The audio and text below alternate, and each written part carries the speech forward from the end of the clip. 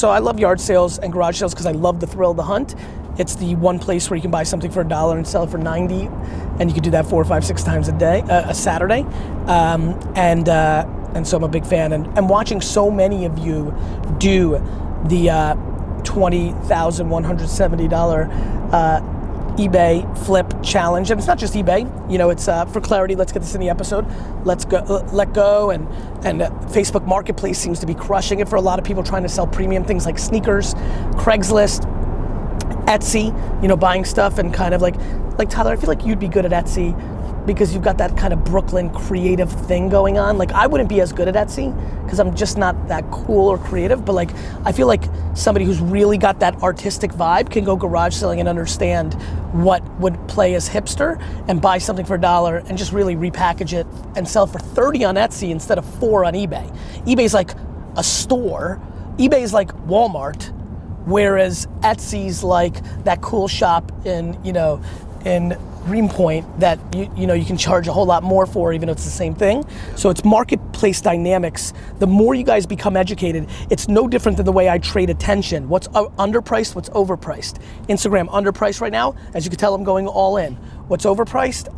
Tumblr. Tumblr's overpriced. It's not a good place to use my time when I say priced right now, not the ad units.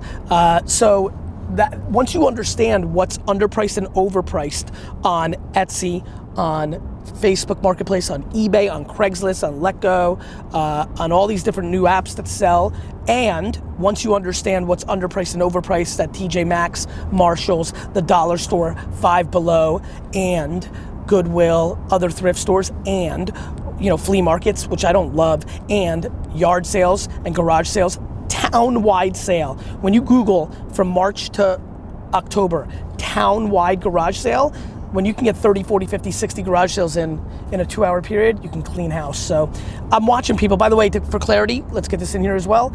It is a $20,170 profit game. You gotta make profit. What kind of game do you think this is? You can make $20,170 and lose money. There's no use in that. I'm in the protein food business. My product costs $9.50. I'm trying to decide whether to sell it between 30 or 40. What do you think? Mo, I would really look at the competitive landscape.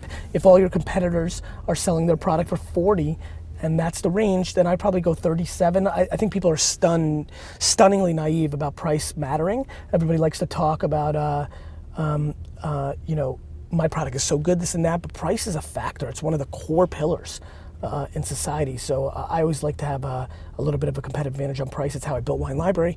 It's how I built VaynerMedia. It's how I built my speaking career.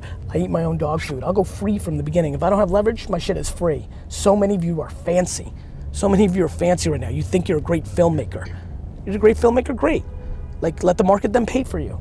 Like, the market is the market. It doesn't matter what you and your best friend from college think. It matters what the market thinks. And so every time I think about pricing, I think about how much leverage do I have. If nobody knows who I am, and by the way, I've done this every time I've gone into new genres. I was really successful as a wine retailer, but nobody knew me as a marketing agency, so I gave that shit away. Too many fancy fuckers coming out the gate.